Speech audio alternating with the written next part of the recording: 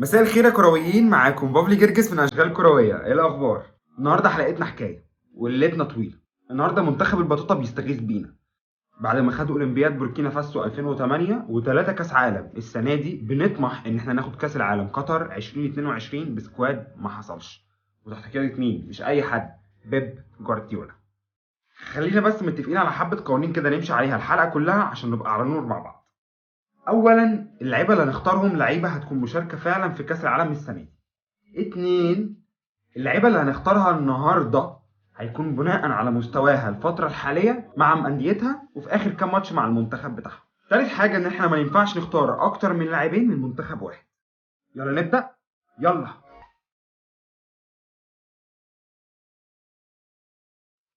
مبدئيا الخطه اللي هنبدا بيها هي 4-3-3 هجوميه، اللي بكام؟ لعيب رقم 10 يعني.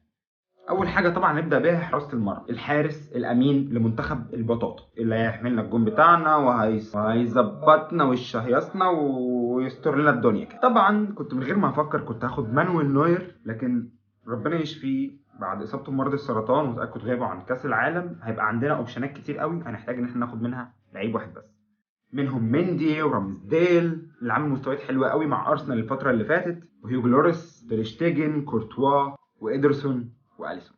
لكن انا هروح لاليسون، ولو سالتني ليه هقول لك ان اليسون بيعرف يلعب حلو قوي برجله، واخر فتره مع ليفربول هو تقريبا شايل خط الدفاع والكوارث اللي بتحصل فيها. فاعتقد ان هو انسب خيار بالنسبه لي انه يقف ويحملنا عرين منتخب البطاطا في كاس العالم قطر 2022. خش لي على خط الدفاع وابدا لي من الباك الشمال. باك الشمال اللي مليان لعيبه جامده جدا جدا، المشاركه كلها تقريبا في كاس العالم. مفيش غيابات جامده قوي في المركز ده. عندك نونو مينديش، كانسيلو اللي ساعات بيتوظف باك يمين في مانشستر سيتي، لكن احنا هنحسبه انه الكساندرو، الفونسو دافيز، وميندي، وطبعا اسماء كتير قوي. لكن باختصار احنا عايزين في باك الشمال حد يكون راكز دفاعيا، ولو زاد هيعرف يدينا ادوار هجوميه مش قليله، وهيكون حل هجومي فتاك مع انه يركز اكتر في الدفاع عشان هنطير الناحيه اليمين. حلو كده. فهنروح لكانسيلو. كانسيلو لعيب متكافئ ولعيب متزن، هيقدم لك الدورين الدفاعي والهجومي بشكل اكتر من روعه. خش لي بقى على الباك اليمين اللي احنا متفقين ان احنا هنطيره، وهيساند جامد قوي معانا في خط الهجوم، وكروساته بعرضياته هيبقى مسؤول عن حاجات كتير قوي. طبعا عندنا في الباك اليمين ووكر، حكيمي، داني الفيش، وعلي معلول، واسماء كتير قوي. لكن احنا زي ما اتفقنا عايزين حد سريع هجومي فتاك بيخلص وبيعرف يعمل عرضيات كويسه قوي. فانا هختار حكيمي، فخر العرب، طبعا عشان محمد صلاح مش موجود في كاس العالم. نيجي بقى الامن وامان منتخب البطاطا، قلبين الدفاع اللي هيحمونا من اي هجمات مرتده، اي حاجه، يعرفوا يلعبوا ضدهم، يطلعوا يساعدونا في الكورنرات، يساعدونا في اي حاجه.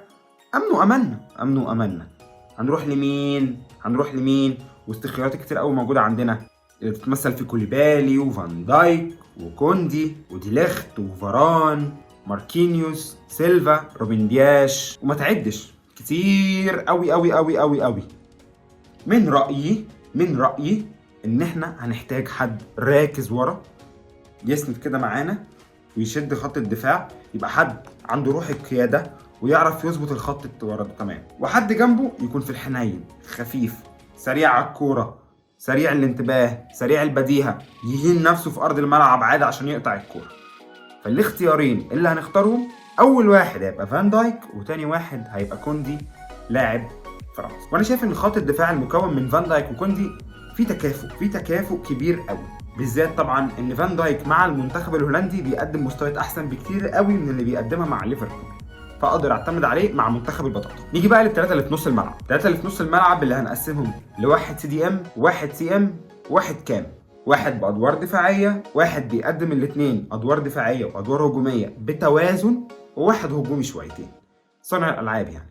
خيارات السي دي ام كتير قوي برضو في المنتخبات، لكن منتخب البطاطا عايز لعيب جامد تقيل.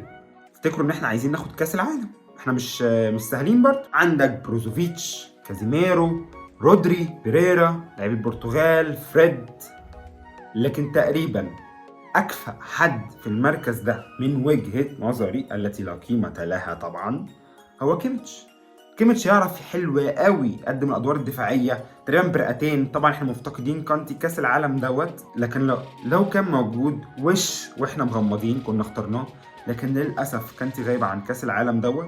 فكيميتش هو تقريبا الحل الامثل انه يسد ثغره نص الملعب الدفاعي. نيجي بقى لنص الملعب المتوازن الرزين اللي هيبقى المايسترو بتاع الفرقه، يستلم من ورا، يطلعنا قدام، يسلم للهجوم، يساعد الدفاع شويه. هيتعب معانا شويتين في منتخب البطاطا، لكن كل حاجه بحسابها، كل حاجه بحسابها. طبعا في عتاوله كتير قوي في المركز ده، وبيقدموا المركز ده بحرفنه وبجمدان عالي قوي. فانا اقول لك ان المركز ده فيه مودريتش، ديونج، بلينجهام، تياجو الكانتارا، برناردو سيلفا، واسماء كتير قوي ما تعدش. لكن انا من رايي ان احنا محتاجين شباب، محتاجين حد رجله في الملعب يروح ويجي. لعبنا 90 دقيقه، دخلنا في اكسترا، نفسه معانا، فغالبا انا اروح لبلينجهام.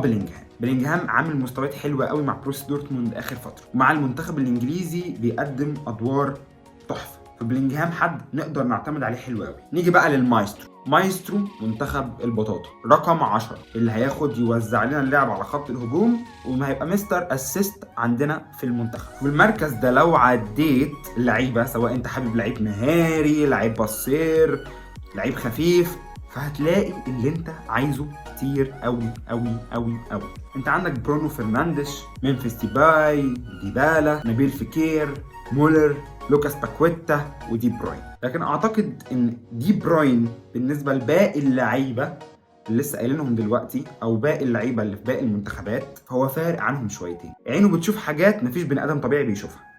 فاعتقد ان دي بروين هيبقى اجمد حد عندنا، بالذات ان خط الهجوم عندنا فيه عتاوله محتاجين اللي يوزع لهم اللعب صح، ويهندلهم ويظبطهم ويروقهم ويديهم الكره متقشره، عشان منتخب البطاطا يبقى عنده مستر اسيست ولا اروع. ثلاثي الهجوم، ثلاثي الدمار، ثلاثي البطاطا الحاره الحراقه الجامدين الفتاكين المرعبين. قول زي ما تقول، غني زي ما تغني، منتخب البطاطا ما بيهزرش. منتخب البطاطا ناوي على كاس العالم وحاطط عينه عليه، ومش هينزله غير لما ياخده وهو نازل. 3 هيبقوا قدام، وينج يمين، وينج شمال، وسترايكر. وينج الشمال عندك نيمار، فينيسيوس جونيور، هازارد، أنسو فاتي، كومان، ستيرلينج، وعد زي ما تعد، لكن منتخب البطاطا هيروح لساديو ماني. هتقولي ليه؟ هقول لك اتفرج على ليفربول بعد ما ساديو ماني طلع. هتقولي طب ما نيمار مهاري، نيمار ليه شخصيه جامده قوي مع منتخب البرازيل، نيمار حد مؤثر. بس نيمار انا في منتخب البطاطا ما اقدرش اعتمد عليه كلاعب يكسبني كاس عالم. معرفش ليه، ما تسالنيش ليه. ما بحسهوش عنده الرجوله والحمقى اللي بتبقى عند اي لعيب ده، وبيحارب على الكره وبيعمل. لا هو باصص للقطه، للمنظر، واحنا مش عايزين ده في منتخب البطاطا. احنا عايزين لعيب ما بيهزرش، لعيب جاي وبص على كاس العالم، بص انه يعمل حاجه لمنتخبه، منتخب البطاطا. فماني هيعرف يقدم الادوار دي حلوه قوي، هيعرف يهاجم حلو قوي، هيعرف يسترجل على الكوره. نخش بقى على الوينج اليمين، واللي انا مش هقول فيه اي اسماء ولا هقول فيه اي حاجه.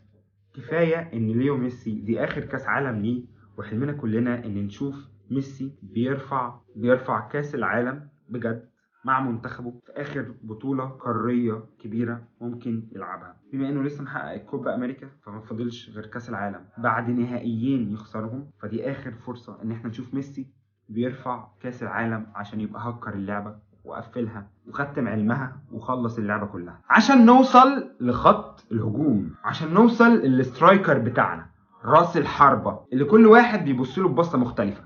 ممكن تبص له ان راس الحربه اللي بيسقط تحت ياخد الكوره مع لعيب رقم 10 ويبدا يكون ليه دور اساسي في توزيع اللعب، مش مجرد انه هداف، لا محطه. فعلى حسب النوع اللي انت هتختاره هتختار اللعيب. مثلا ليفاندوفسكي لعيب رقم 9 تقليدي، على عكس خالص جابرييل خيسوس اللي ادواره بتروح اكتر انه ينزل ويستلم ويروح ويجي ويباسي وميبقاش في ال 18 بس.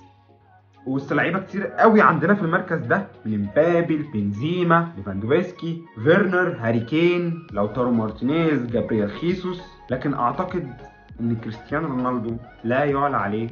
اعتقد انه مظلوم جدا في مانشستر يونايتد، واعتقد انه هياخد فرصه كاس العالم دي عشان يثبت لكل الناس اللي انتقدته اخر فتره انه لسه في نفس وفي روح ويقدر يدي في الملعب اكتر ما احنا متوقعين بكتير، وهو الهداف التاريخي لكل البطولات. فكريستيانو رونالدو بلا شك هو انسب حد ممكن ناخده معانا في منتخب البطاطا. بشكل مجمل منتخب البطاطا هيبقى في حراسة المرمى اليسون، قدامه 4 حكيمي، فان دايك، كوندي وكانسيلو. الثلاثة في خط النص كيميتش، بيلينجهام ودي بروين، والثلاثة اللي قدامهم ساديو ماني، ميسي، كريستيانو رونالدو.